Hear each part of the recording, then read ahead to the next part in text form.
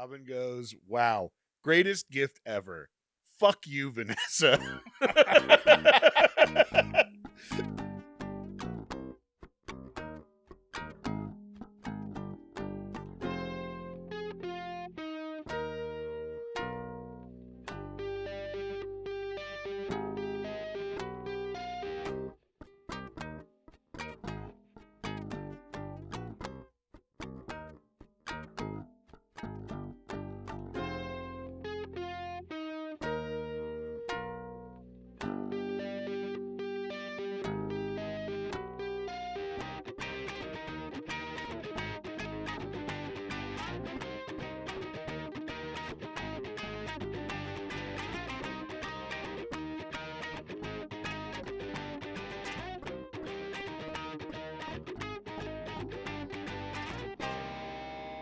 Hey, Upper East Siders and all you scandal-loving listeners out there.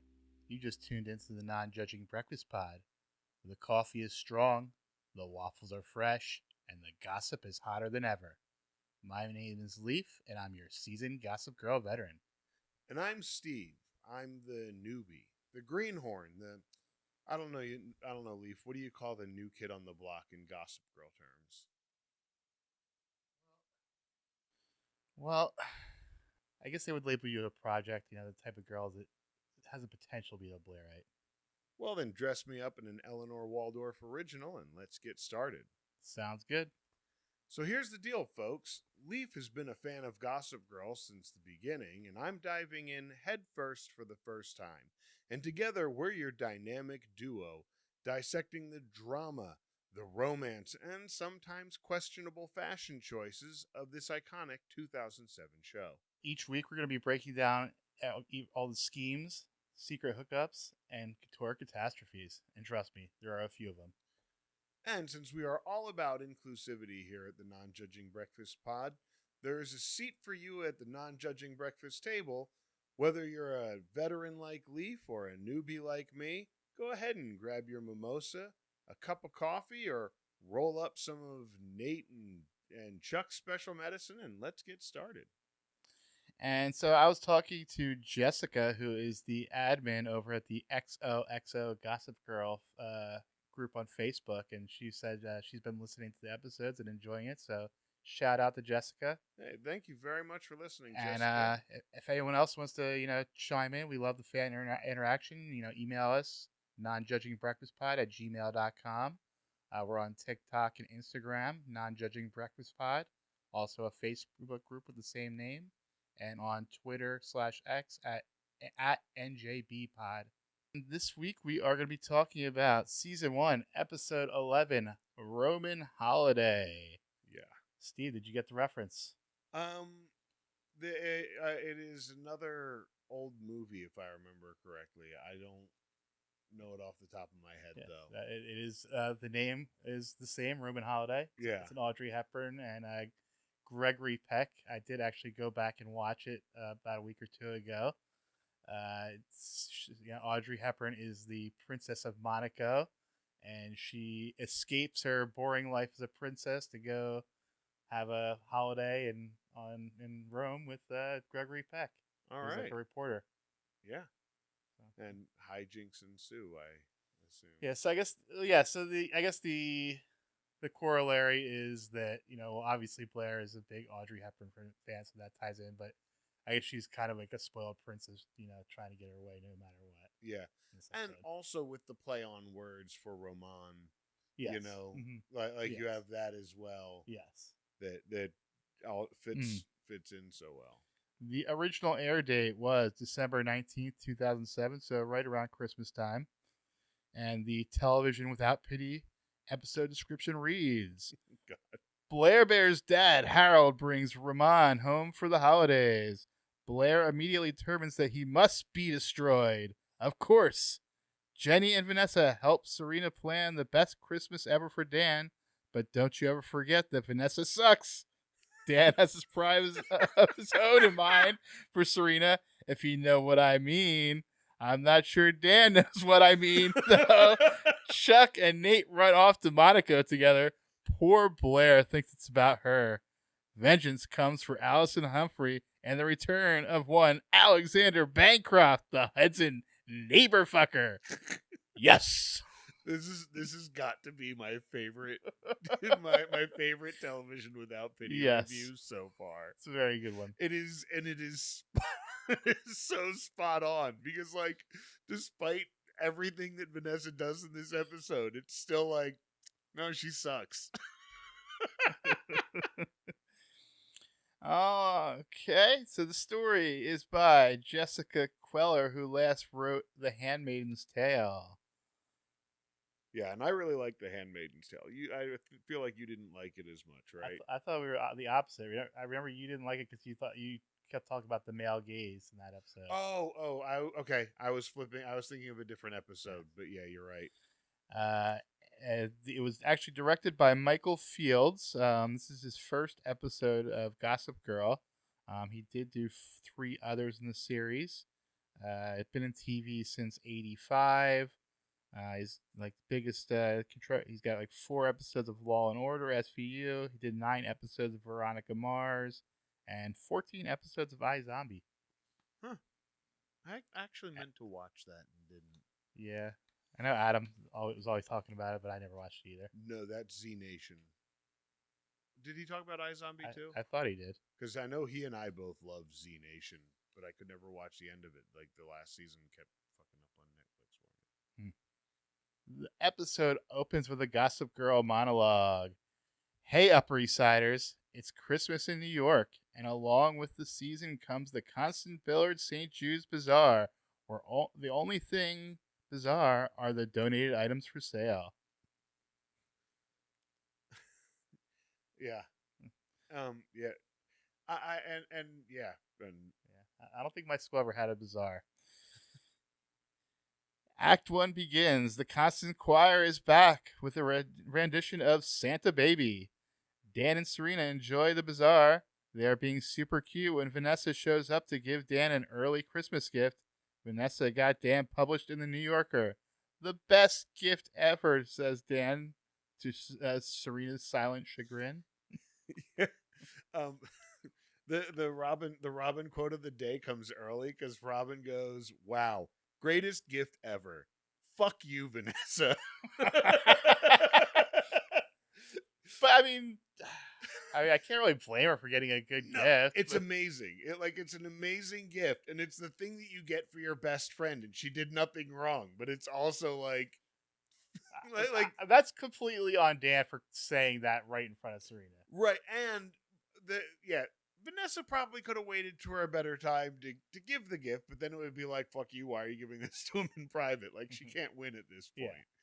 Yeah. What also was funny is that when sure she was like, she probably just found out and was super excited. Yeah, exactly. She really did nothing wrong, but it's also just like, God damn it, you're right there. I will call Vanessa out when it's warranted, but I'll give her a pass in this situation. Yeah, she deserves it, which is why it's. I know I'm wrong, but I feels how I feels. Rufus and Alison arrive at the bazaar and have an awkward run-in with Lily and Bart. Yeah, and Alison, yeah. So Lily and Rufus went out on a sham date while you were fucking the other dude. So, like, take it down a notch. And I thought we already went over this too. Yeah. Like, she walked in on them talking about it. Yeah. Like, and why is this a problem again, Alison? Boo. I'm starting to think maybe that isn't the problem, Alison. Yeah, we'll find out later in this episode, I think. But first we have Lily and Bart move into a quiet hallway to have a conversation about taking the relationship public. Yeah. Bart seems all in now. He really has, he's coming to Lily full on. Hey, that last thing that you thought was a thing wasn't a thing. And she makes the point of, I shouldn't have to worry at all.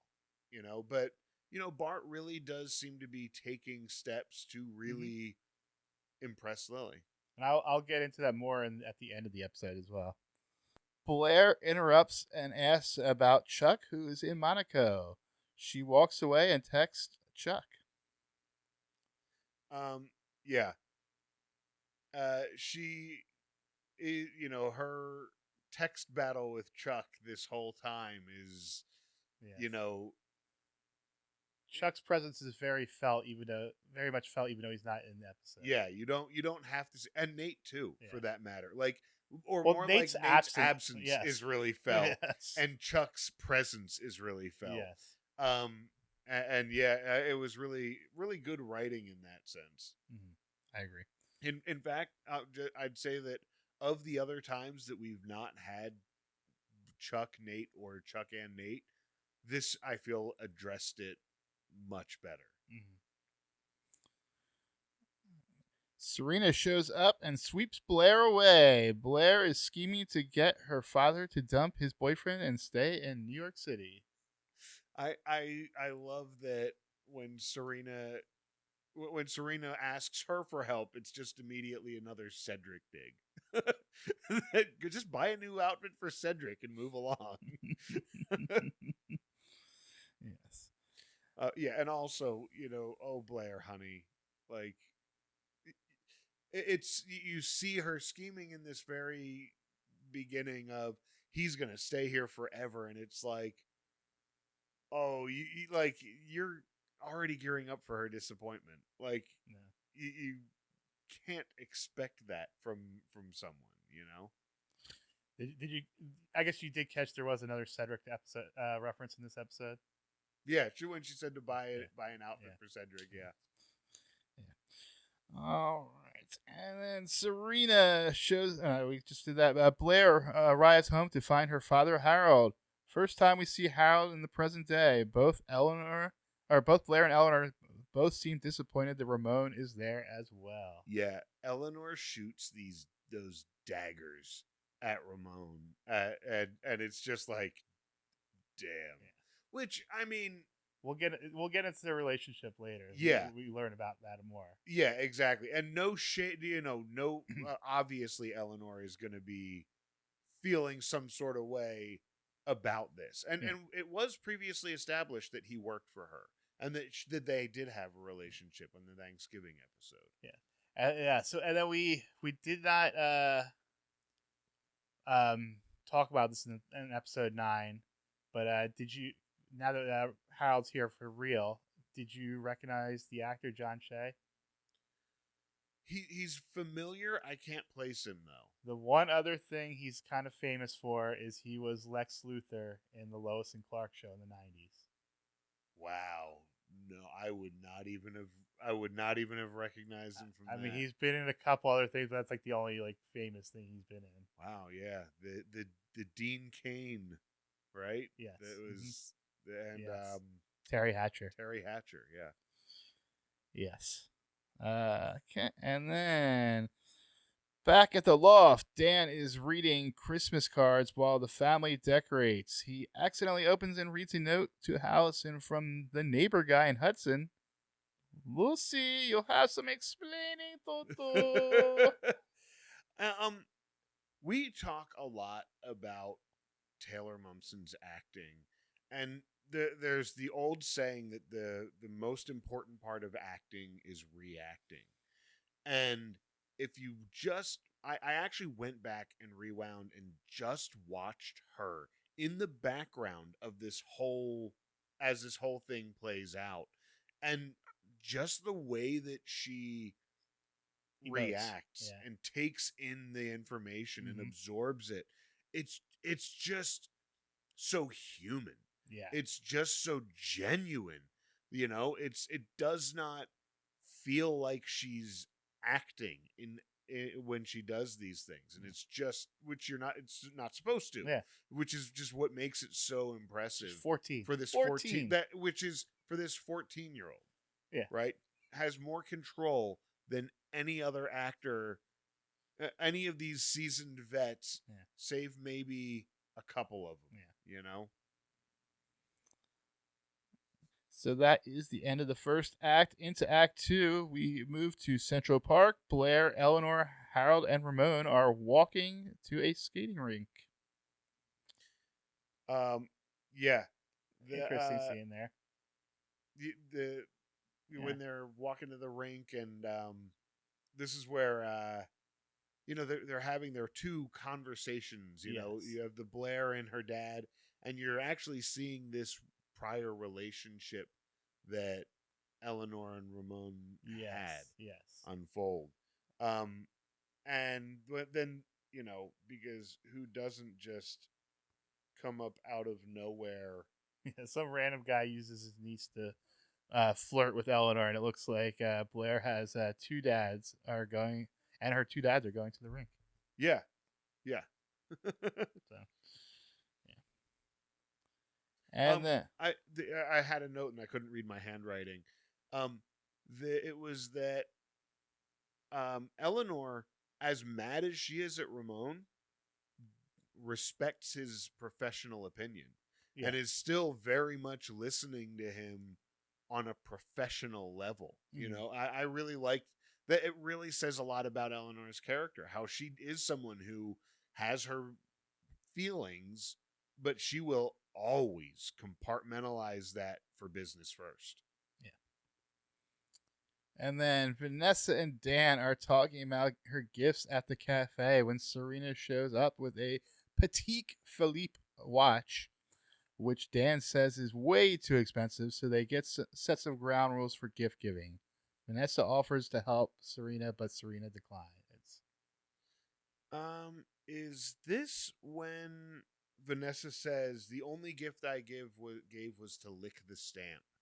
I think she says. I think this is where she says that. And to me, you're pushing it. You're pushing it. Yeah. The verbiage you're using is pushing it. You have total plausible deniability. She's got a bit of funke in the mouth.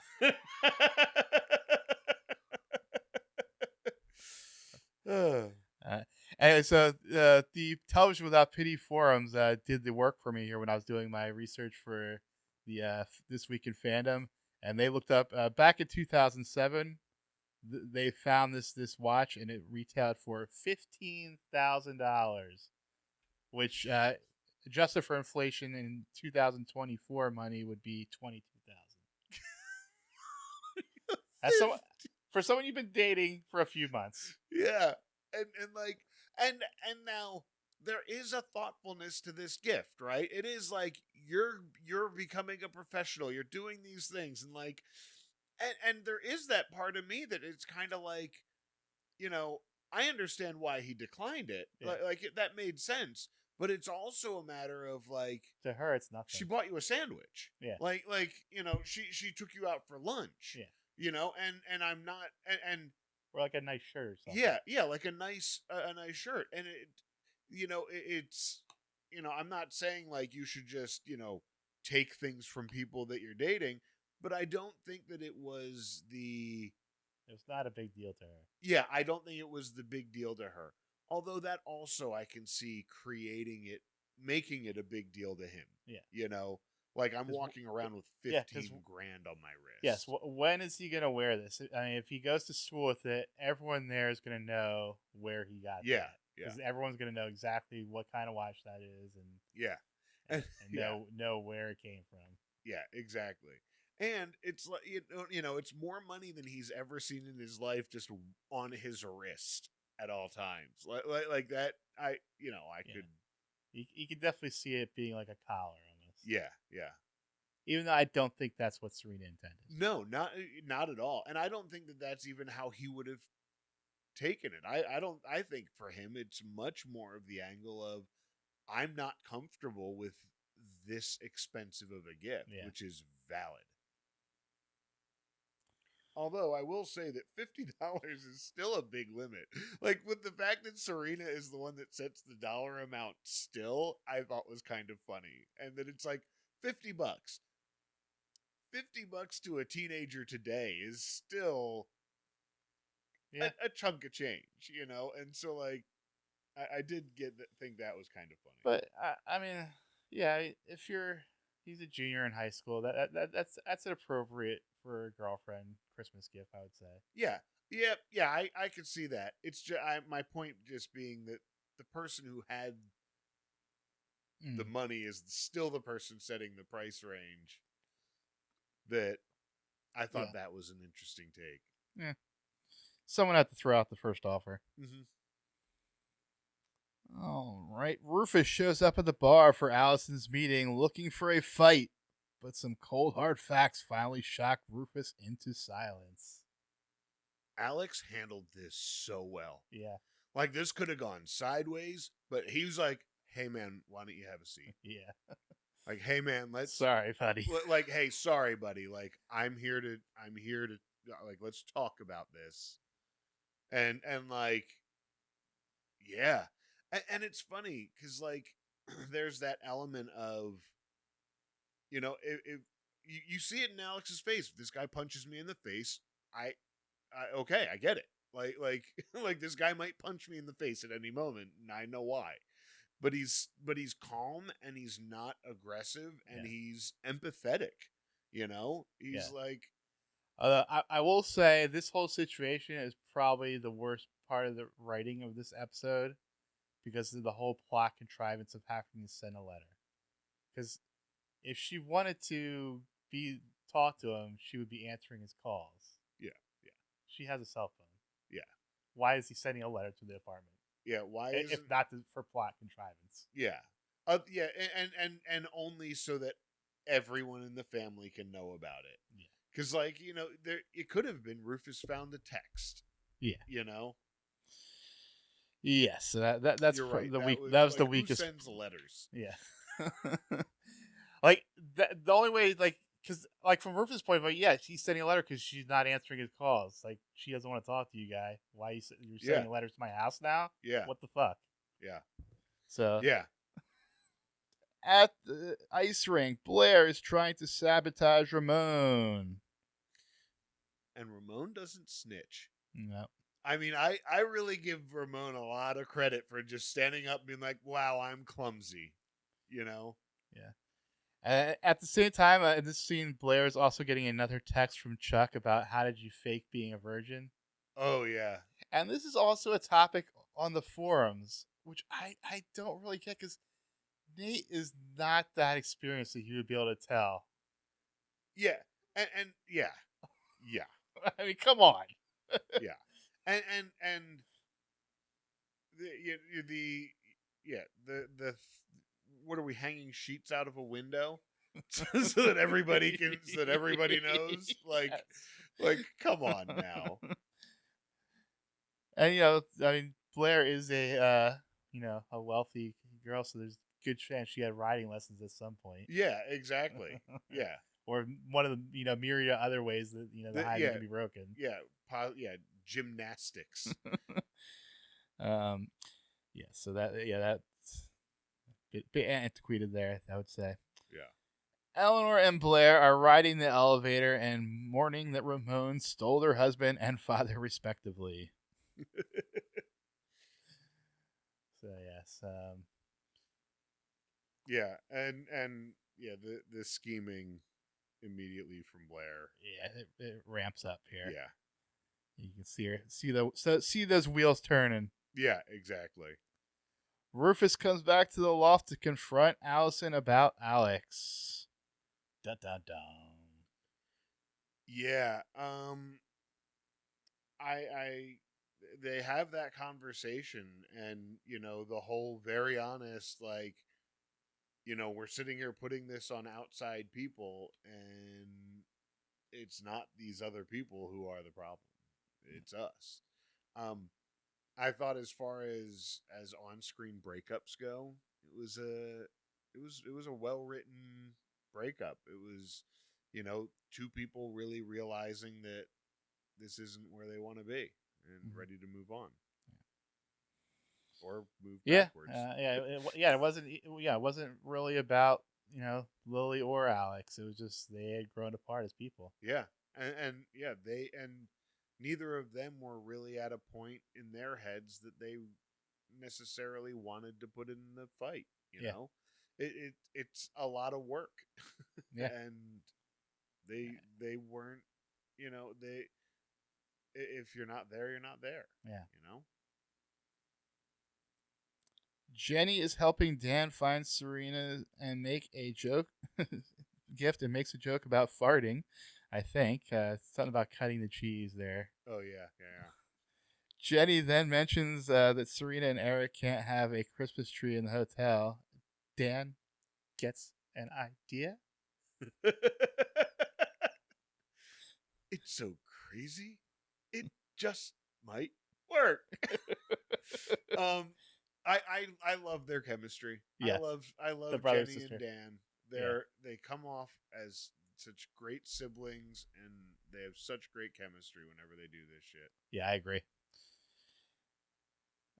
Blair asks Serena over to the penthouse to help her gain access to a model listing website. What's $50 gonna get you? 3/4 of a DVD box set. Damn, that was an entree so at a mid-price restaurant. An entree at a mid-priced restaurant. Although speaking of chemistry, the chemistry between Blair and Serena in the scene is very great. Oh, they're yeah. so cute together. Yeah, it's such best friends. Yeah. And yeah, her wit is so fucking sharp, and and they just play off of each other so well. Yeah, absolutely. And then we also in the scene get another through line with the whole Blair Chuck thing where she leaves a voicemail begging for silence. Yeah. Then Serena shows up at the cafe and humbles herself in front of Vanessa and asks for her help. Yeah. I feel like Serena could have done something. She knows people. She could get connections to authors and stuff. She could got someone to meet Dan or something. Yeah. Someone famous or something. Yeah. She could have gotten, but she went to Vanessa and kudos to Serena for being able to do that though too. And it was Serena's idea, but it was Vanessa that kind of visualized how to achieve it. Yeah.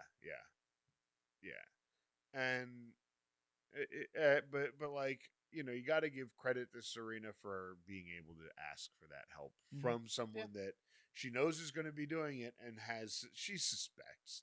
She knows that Vanessa likes Dan. Yeah. She's just confident enough that she's not a competition. Yeah. Which is really one of the big things that I maybe kind of missed when watching it, but one of the big takeaways of this is Serena does not view Vanessa as a threat. I mean, or at least she wants it to appear that she doesn't. Yeah. But I feel like she was, because she was kind of threatened in the beginning with that interaction with the story. But I feel like Serena is just a confident person altogether, and so I feel like that confidence kind of comes back around a lot. Maybe. I kind of think she's a good actress. That's also very true. But I am looking at a different lens that I know it's coming. Yeah. Well, I'm not seeing any of that. Yet. All right, that is the end of Act 2, and we go into Act 3. At Eleanor's party, festivities abound when Lily gets a call from Rufus. Neither have the courage to reveal their obvious feelings for each other. Yeah. So everything's party's going off, and they get the call, and they both are about to say something, but then they Lily makes up a lie that Rufus later catches. Yeah. She says she's with Bart. She's leaving. That she's going somewhere. Away tonight with Bart. And then we go into the man who flirted with Eleanor earlier shows up at the party on Ramon's invitation. Before Harold ran off with Ramon, Eleanor and Ramon were good friends.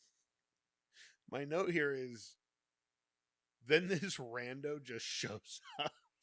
I knew Ramon set it up, but it's still you just met her in the park to ask for directions, and now you're at her party. You didn't think that was weird? he was invited. Right? But seriously, Ramon for the win. Yeah. Like Ramon, He knows Eleanor. This is when that really comes through. Yeah. And the whole rundown of this dude's fucking resume. You know, Ramon was like, "Oh yeah, after we left, I looked into him, and here's why you definitely would like to go out with him more." Yeah. Like it was just, you know, he just really came through. Oh, he's not just good looking. He also has money. He's Yeah.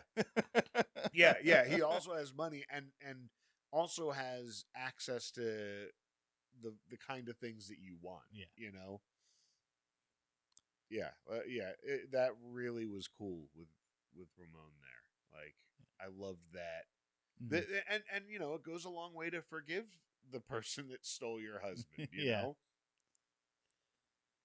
But yeah, and the acting, Margaret Collins' acting this whole episode is very good, and Yeah. the scene too, like, you know, friends don't steal other friends' husbands.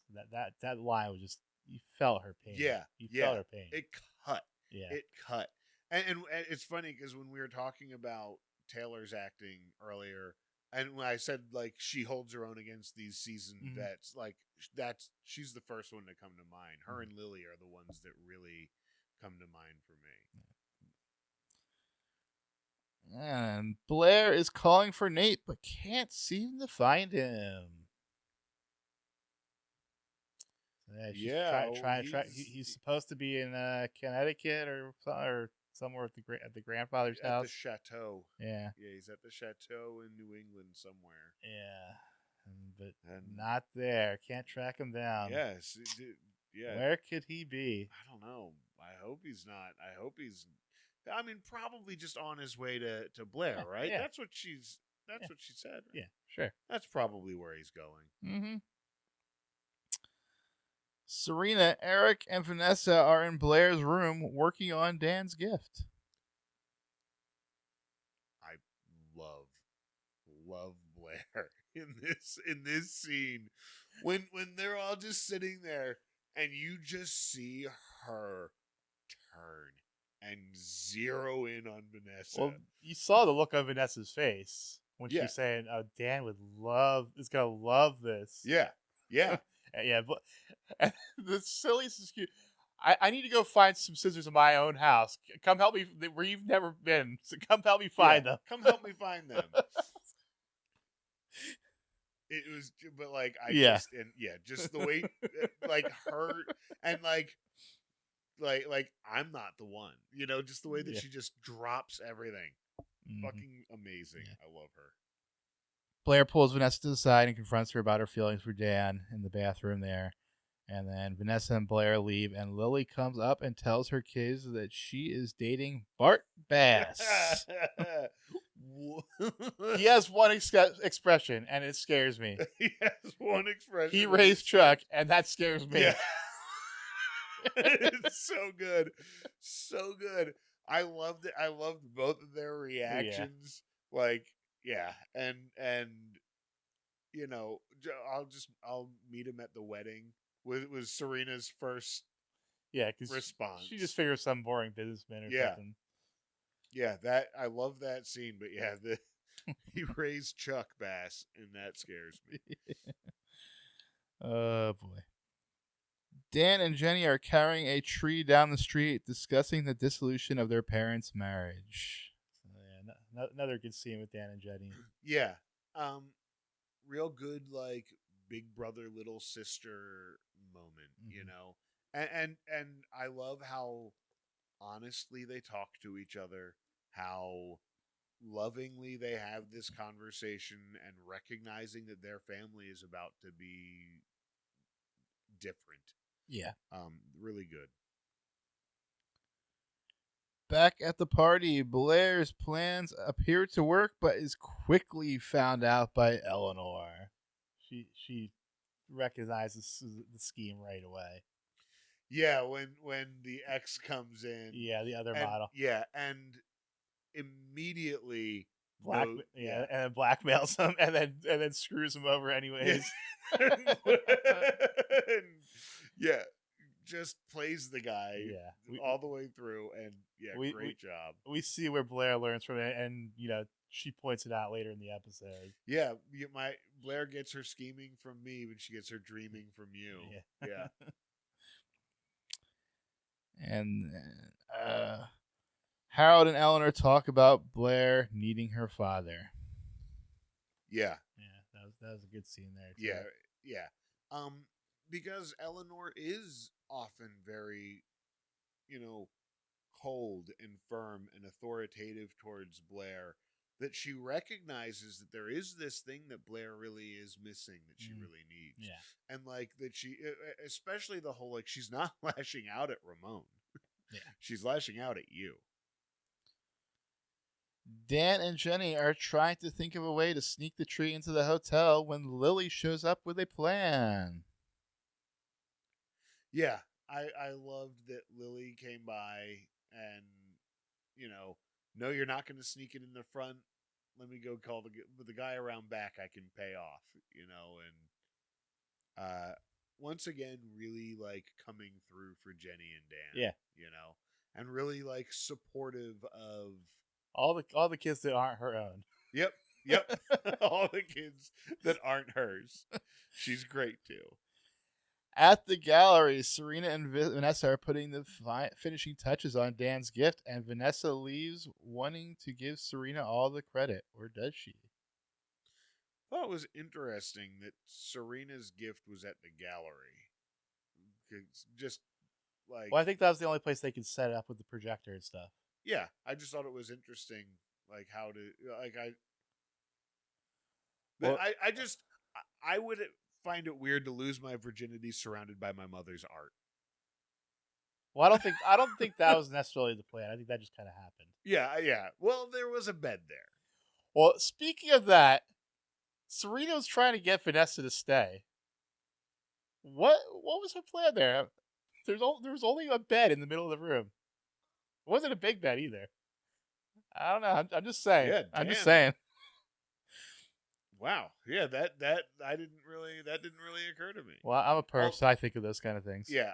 My counter to that will be that the whole like, oh yeah, stay. No, this is your thing.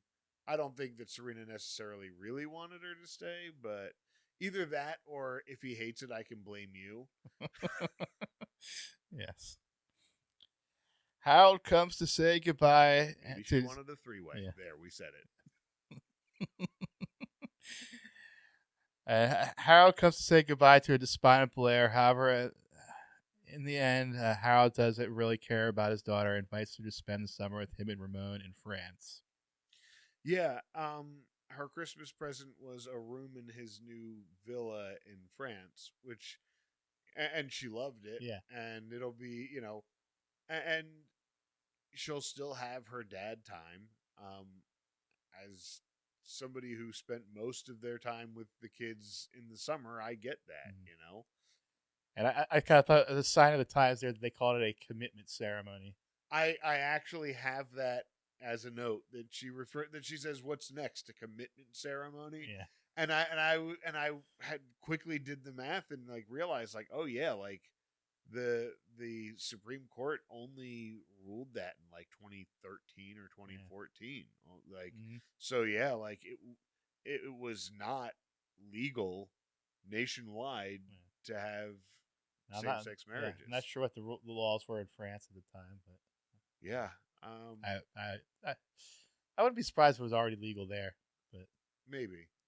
I don't know, but also maybe not. Yeah, I think that France can be kind of religious as well. Like they can be, but like not with the laws. Yeah, I don't know much about France. Okay. And then like the song that starts playing in this scene and carries over to the next scene is Band and Forces, the General Specific. So I'm a big fan of them. Which band is it? The Band of Forces. Oh, I actually don't know them that well. They're an indie band. It was actually surprising. They're very cutting edge to be in a show on 2007. So cool. Josh Schwartz bringing out his indie collection. Yeah. And yes, Dan arrives to find his gift: sex in the snow. I mean, and yeah, it was, good scene, and it's time, good on them. Yeah. Good job, guys. Yep. Now, make sure you tell Vanessa about it when you're getting coffee tomorrow. Yeah. 'Cause- In great detail. Yeah, in great detail. That is also okay, so we go into the epilogue here. And Dan and Serena wake up in a bed of confetti. This is Christmas Day, so December 25th. I looked up when sunrise was, and sunrise is 7:32. But you could tell it was pretty. The sun was pretty high in the sky. Like you could see it through the skylight already. Right. Yeah. So that had to be at least 10, 11 o'clock. Yeah. And they're not expecting people not to be awake on Christmas morning. Yeah. But whatever. Apparently, Eleanor also got laid last night. Her new friend Jack is sneaky out when Harold and Ramon walk in. Blair arrives and now loves Ramon. Yeah. It doesn't take much to flip Blair's switch. Yeah. It just takes stuff. Yeah. It just takes some kind of advantage, money, or power. Yes. And then she'll like you a lot. Serena arrives back at the hotel to find the tree. Yeah, so she gets her gift. Yeah, she gets her gift back at the house, which Dan isn't there to see or to. It was but nice. She loved it. Yeah. She loved it. And then Dan gets back to the loft and has the biggest grin ever. His spirits are quickly dampened when Rufus says he needs to go take care of some business. Oh, on Christmas? Yeah, it's fucking Christmas. Like, art never rests. Can't you all just be here to tell us about this shit? Yeah. And then everyone is happy and festive at the Waldorf penthouse. So yeah, all is well as ends well. Blair now has two dads. It was sweet. It was sweet that she gave Dorota a phone. Yes. To keep in touch with her so they can text each other. Yes, Dorota's becoming more of a character. Yeah, and I like that. Alison tells her kids that she is going back to Hudson.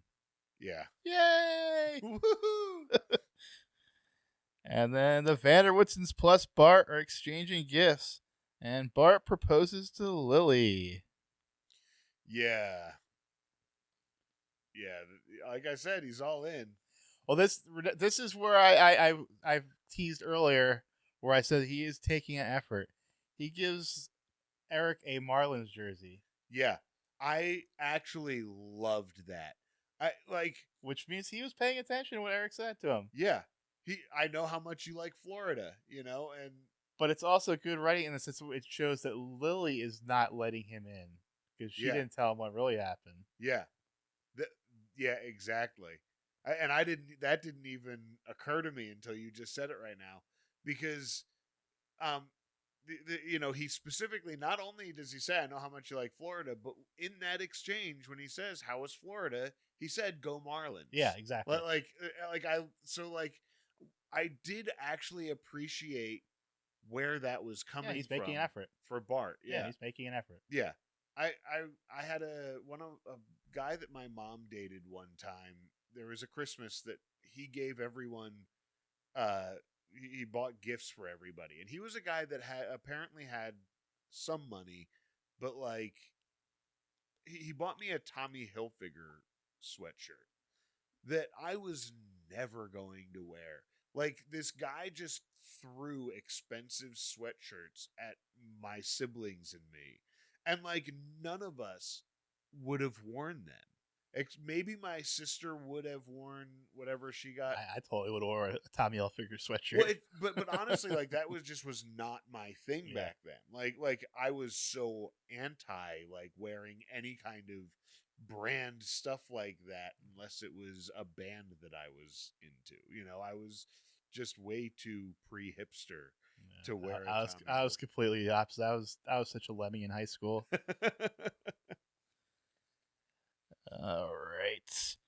And so that we got the jersey. And then this is happening right when Rufus is leaving Lily a voicemail that Allison is leaving again. Yeah. He walked all the way from Brooklyn to Manhattan in the snow without a jacket. To call her. to call. to call. Yeah. Like, just go upstairs at that point. You're not going to... It's going to suck. It's going to suck. Yeah. But at that point, just go upstairs. Yeah. And the episode closes with Blair getting the reveal that Chuck and Nate are together in Monaco. Yep. And Nate Bad boyfriend Nate did not come to visit Blair, apparently. Yeah, you finally sleep with the girl and then you disappear. Not good, Nate. Yeah, poor form. Any predictions for the next episode? I mean, I'm definitely predicting Blair trying to scheme her way in between Nate and Chuck. Or unless Nate knows, I cannot see Chuck showing his hand. Yeah, because it incriminates him as well. Yeah, I can't see him doing anything like that. Yeah, because it would make him look just as bad as Blair. Yeah. All right, so we'll go ahead and get into some segments. This week in fandom. Dan did not he was getting shit on this week. He's an ungrateful jerk for not accepting the watch. I mean, Penn Badgley's bad actor. Dan's story is kind of creepy that he wrote about Serena. Yeah. We didn't actually talk about how the story. I actually wrote it down that the story is the date. The title is the date. Yeah, and it's the date that he saw her and never talked to her. And spoke two sentences. Yeah, she spoke two sentences to him. Yeah. So, and then also this week, does Chuck celebrate the holidays? First Thanksgiving and now Christmas. He's absent. Yeah, and on Christmas his dad's here. Yeah. Although, and I mean, nothing has been said about Chuck's mom at this point. So there is, at least to a new viewer like me, the possibility that he's visiting his mom or mom's side of the family. Yeah. And then what else? I'm going to my mom's. Yeah.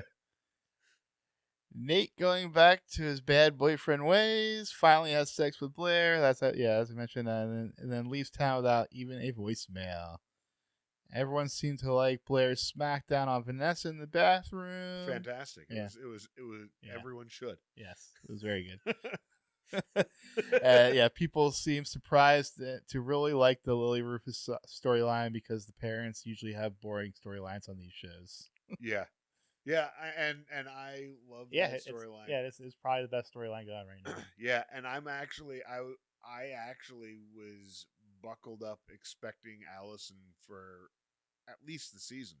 Like, I didn't think this was that she would be out of the picture this soon, unless she's not. But I didn't think that this breakup would happen this soon. She is never seen on screen again. When she's referenced throughout the series, going to mom's house. Yes. Yeah, like typically like in the off season, that's where it's mentioned that Dan and Jenny are visiting Hudson. and no disrespect to the actor who played Allison, I think it's kind of the Jenny situation where you were given a shit part to play. You mean Vanessa? Vanessa, yeah. But it's the same sort of thing. You're given a shit role to play, and she did her best with it. Mm-hmm. And then also the Serena and Blair chemistry, great. Everyone liked that. Yeah. Serena's outfit for the people were complaining about Serena's outfit for the family gift exchange. It was a little exposed. They thought. Yeah, I get. What was it? She was wearing like lingerie with an open robe. Oh yeah. Oh yeah. At the end, yeah. So a little odd, but that's just Serena. She's Yeah, confident. and she's just kind of hanging out with her family, and like, But Bart is there. yeah, that's weird. That's uncomfortable. But again, I think it plays with Serena's character. Yeah, it does. Yeah. And what else we got? Yeah, so we got Penn Badger's acting, and then Team Brooklyn all around except for Rufus was basically taking shots. They didn't like Jenny in this episode either. The writer's strike has already affected other shows, so as we're gonna get into more going on, so other shows at this point have shut down on TV, and Gossip Girl is one of the few that are still putting out new episodes at this point. Oh, okay. That was mentioned. And then Dan and Serena are doomed. Are Nate and Serena coming out next? Wow, people are saying that Dan and Serena are doomed. Yeah, because of the different worlds thing. Oh. They just see that as that's going to come up over and over. They think. Yeah, I mean, I the whole thing with the gifts. Yeah, I mean, I feel like it will. I hope it doesn't, but like I get that. I mean, they are in different worlds, but I think that's also part of like what this is about, you know. Mm-hmm. So this is episode 11. So you go first for grades this week. My grade was an A for the episode, an A- for the episode overall. You know, Chuck and Nate not being in it typically gets a little bit of a dip from me. And you know, even though I feel like their absence was handled better. Overall, I love the episode. A-. I went a little lower. I actually give it a B-. I actually kind of agreed. Normally, I like Penn Badgley's acting, but I agreed it was bad, especially in the scene. It was especially bad in the scene where he got Vanessa's gift, where he was reacting to finding out about it. It was pretty bad. He has the same reaction face all the time. He has that like all the time. It's always the same reaction. That excited reaction, yeah. And so that's the whole the storyline with him and Jenny was okay. Like the first part was good, but then it kind of dragged on. They didn't need the second scene of them dragging the tree, and then the whole So it was a good episode overall, but still not an A episode. That's fair. What about for Stockwatch? Who do you got going up? Well, up. I mean, Dan went up. Something's going up. Something went up. So yeah, Dan and Serena are both going up. And man, Lily, well, she didn't really go up. She just kind of is in a decent position right now. You said Serena too, right? I said Dan and Serena. Man, I'm feeling like, I hate to say it, but I feel like Vanessa's stock went up. I shit on her this whole episode, but she really did kind of come through and but I really think Dan, Serena, and Vanessa are the only ones I have going up. Because going down, it's I mean Rufus with the phone call to Lily, and just like immediately after Alison and him break up, calling Lily right away, and like you're moving on to down already? Yeah. Oh, my bad. Go ahead. So yeah, so I had going up. I had Dan and Serena. I also had Chuck going up because he got under. He got under Blair's skin the whole episode. That is true. But I also had Blair going up because she started out the episode with no dads and ended up with 2 dads. And I gave Eleanor, up because she got her friend back and she also got laid. And and also Harold and Ramon because they seem like a happy couple and they got a chateau in France, so good for them. You know what? I actually want to add Eleanor to mine too, because you're right. She got her friend back. She got closure. She got some really good closure, and she got laid. Like that's a lot in one episode. All right, so now you can go to the down. Yeah, down. I had Rufus and Alison. Obviously, they for splitting up, and also Rufus for the The phone call to Lily immediately after breaking up was just a little Mhm. desperate. And then I actually had Blair going down because her scheming backfired and was, the way that Eleanor outplayed her in that, and she was, aside from the flawless Vanessa scene, Blair was on the ropes with Chuck the whole time. It just wasn't. Fair. Blair didn't have the normal power she does. Um, so I had Blair going down in this one. Yeah, I mainly gave her going up because she was happy at the end of the episode. Yeah, that's fair. For me going down, I had Nate because he was a douchebag boyfriend. That's fair. Rufus because he's gonna lose his wife finally, and then Allison also for Sucking. yeah sucking, and Alex for being a douchebag. Oh wow, okay, yeah, that's and fair. sending a letter. Yeah, for sending a letter. Yeah, that's fair.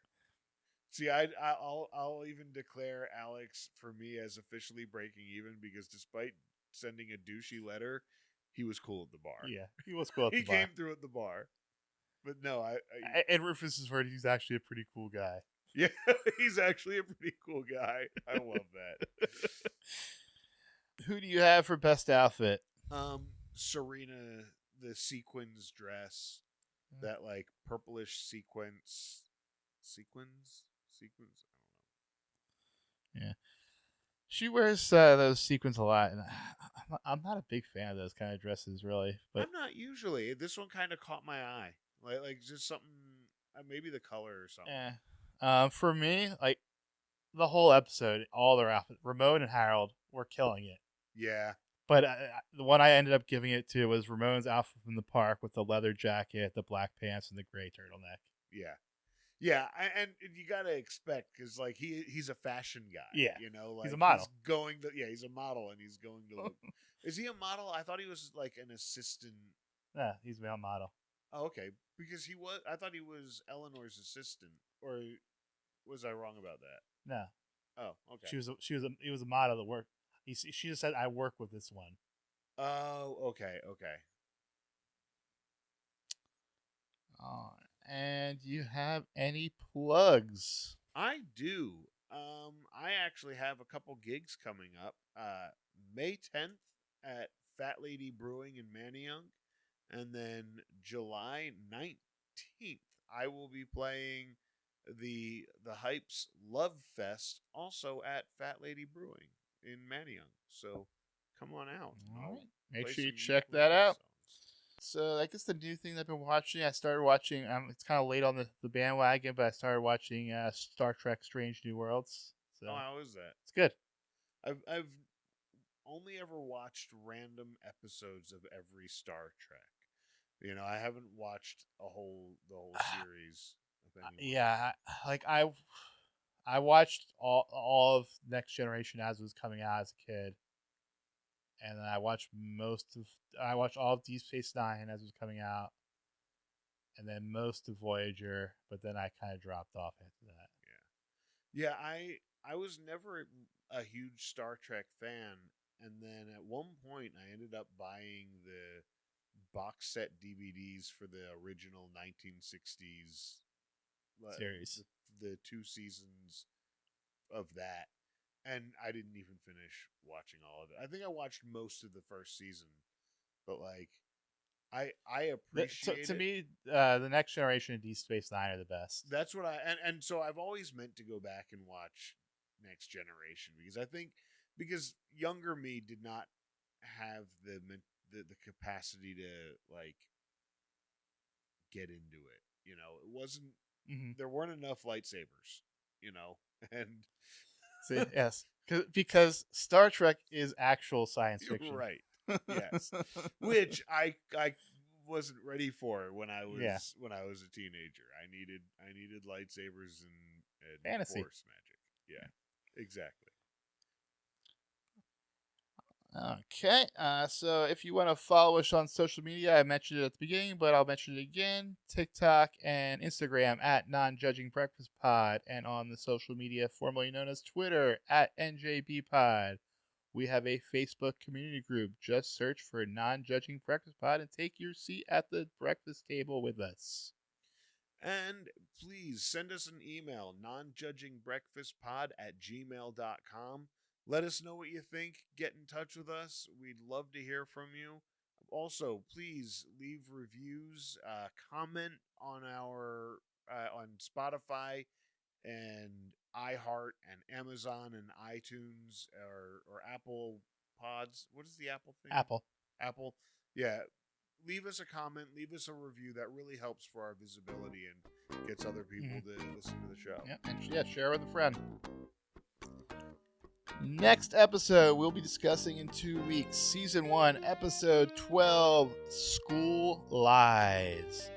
The Max episode preview reads, the gang breaks into the school swimming pool for an impromptu night of fun. Okay. Sounds exciting. Yeah, sounds like fun. Well, until next time, you know you love us. XOXO.